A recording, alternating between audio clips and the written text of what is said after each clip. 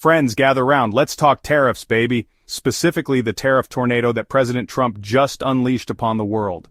In a move that surprised absolutely no one, Trump has slapped hefty tariffs on goods from Canada, Mexico, and China. We're talking 25% on Canadian and Mexican imports and 10% on Chinese goods. Why? Well, according to the man himself, it's to protect American jobs and fix those pesky trade imbalances. Now you might be thinking, John, isn't slapping tariffs on your closest trading partners like punching yourself in the face twice? And to that I say you're starting to get it. See, these tariffs are like a bad burrito, messy, ill-conceived, and guaranteed to give everyone heartburn. Trump claims these tariffs will bring back manufacturing jobs and make America great again. But economists, those killjoys of the party, warn of a different outcome. They predict higher prices for everyday Americans, slower economic growth, and potential recessions in Canada and Mexico. It's like Trump's trying to put out a fire with gasoline. So buckle up, folks, because this trade war is just getting started. And I have a feeling it's going to be about as much fun as a root canal performed by a rabid badger. Well, the markets have spoken and they are not impressed.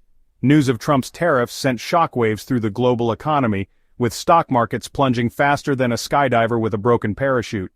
The Dow Jones took a nosedive, the S&P 500 went into free fall, and even the usually stoic FTSE 100 looked a bit green around the gills. It wasn't just the stock markets feeling the heat. Currencies went haywire too. The Canadian dollar, the Mexican peso, even the mighty euro all took a tumble against a surging US dollar. It's like a global game of hot potato, and nobody wants to be left holding the spud when the music stops. Oil prices, on the other hand, decided to throw a party. With the threat of a global trade war looming, the price of crude oil shot up faster than a squirrel on espresso. Great news for oil barons, not so much for the average Joe filling up his gas tank.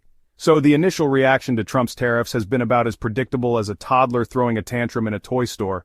Lots of noise, lots of tears, and a whole lot of mess to clean up afterwards. Unsurprisingly, Trump's trade tirade hasn't exactly been met with open arms by the rest of the world. Canada and Mexico, understandably miffed at being on the receiving end of Trump's America First policy, wasted no time in announcing retaliatory tariffs of their own. Canada, our polite but firm neighbor to the north, has targeted $155 billion worth of U.S. goods, including those American staples alcohol and fruit. Looks like those weekend trips to buy cheaper Canadian beer just got a whole lot less appealing. Mexico, meanwhile, is still finalizing its list of targeted goods.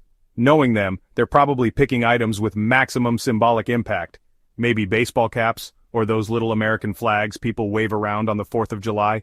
And it's not just Canada and Mexico. The European Union is also gearing up for a fight, with leaders threatening retaliatory tariffs if the US doesn't back down. Even China, often the target of Trump's ire, is vowing to challenge the tariffs at the World Trade Organization. It seems the world has finally had enough of Trump's trade bullying. The question is, will he listen? Or will he double down, plunging the global economy into chaos? Stay tuned, folks, this roller coaster ride is far from over. So here we are, staring down the barrel of a full-blown trade war. Trump, with his signature blend of bravado and economic illiteracy, insists that these tariffs are necessary, that any pain felt by Americans will be short-lived, and that ultimately, America will emerge victorious.